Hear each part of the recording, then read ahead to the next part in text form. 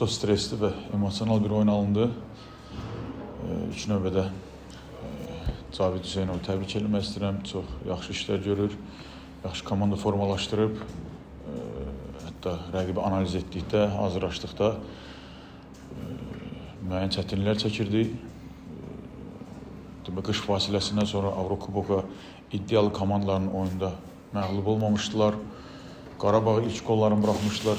76-77-ci dəqiqədə bir əzmkar bir komanda formalaşdırıb və oyunun bizim üçün çətin keçəcəyini əvvəlcədən bilirdik. Oyun başlayandan ilk dəqiqələrdən hücuma atıldıq. Çalışdıq erkən qol vuraq. Oyun bizim üçün daha rahat keçsin, amma cəhdlərimiz demək olar ki, uğursuz alınırdı. Yaxşı qol epizodları yaxalayırdıq, amma istifadə edə bilmirdik. İkinci fasiləyə də böyük qüvvə ilə irəli atıldıq. Çox saylı hücumlar qurduq, çox saylı qol epizodlarımız oldu. Çox şükürlər olsun ki, Allaha, hətta son hücumda olsa belə qol vurub qələbə qazandıq. Məni sevindirən amil o idi ki, futbolçular qaçırılan epizodlardan ruhdan düşmürdülər, davam edirdilər. Bu çox önəmli idi. Hətta 93-cü dəqiqədə %100 qol epizodumuz var idi və çox şükürlər olsun Allaha ki, olduqca özümüz üçün vacib qələbə qazandıq. Futbolçularımı təbrik edirəm.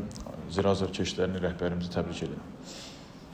Təbrik edirəm. Yəqin ki, bu maçın bu qədər ironlu qolda vəziyyəti yaratdığını xatırlanmışsınız.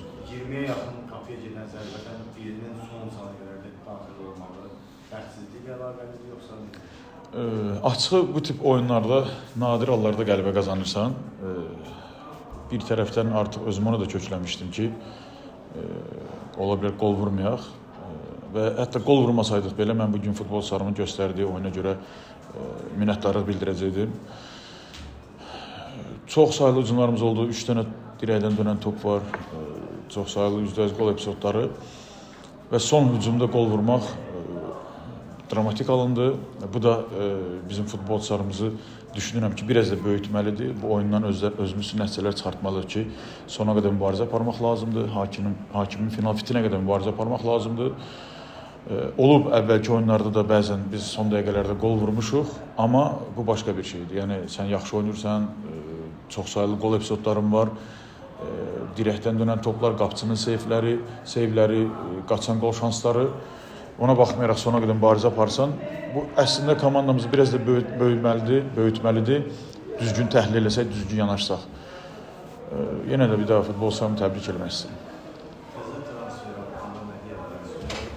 Əvvəldən onu izləyirdiniz, yoxsa ani düşdü?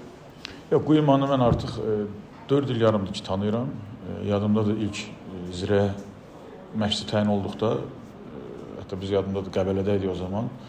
Danışıqlar apardıq ondan, alınmadı keçidi və mütəmadi olaraq əlaqə saxlayırdıq və ondan sonra Portuqaliya İşlər Liqasına getdi, Polşada çıxış elədi və uğurlu karyerası yarandı. Sonunda Türkiyə transfer oldu, yayda da müəyyən danışıqlarımız var idi.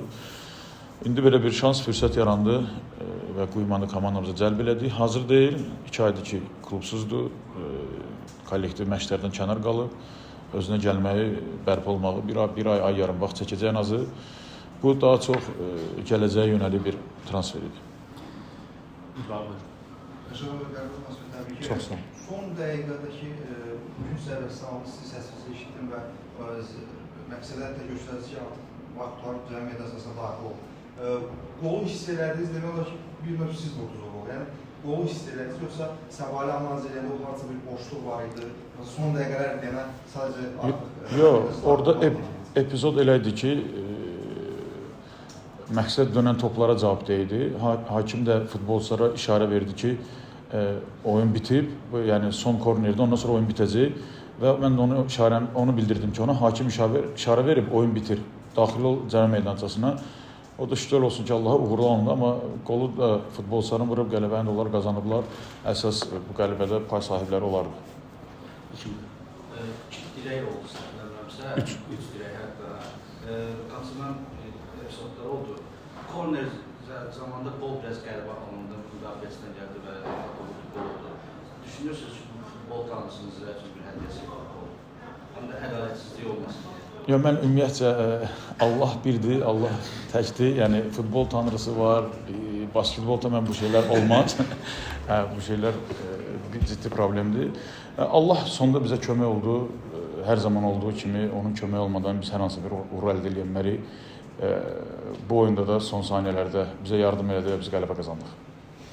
Bir də fikriniz diqqətimi çəkdi. Dediniz, qeyd ediniz ki, qələbəni futbolçular qazanır. Adətən məğlubiyyət olanda başqa bir oyun götürür. Qələbəni futbolçu qazanırsa məğlubiyyəti niyə başqa bir oyun götürür? Vəziyyətə görə, duruma görə ola bilər ki, fikirlərimiz dəyişsin, amma şükür olsun bu günə qədər biz bir yerdə məğlub olub, bir yerdə qələbə qazanmışıq. 4 il yarımdır bu belədir. İnşallah Allah mənə sabit eləsin ki, mən həmişə bu fikirdə qalım ki, futbolçularla bir yerdə oluruq, bir yerdə uzuruq.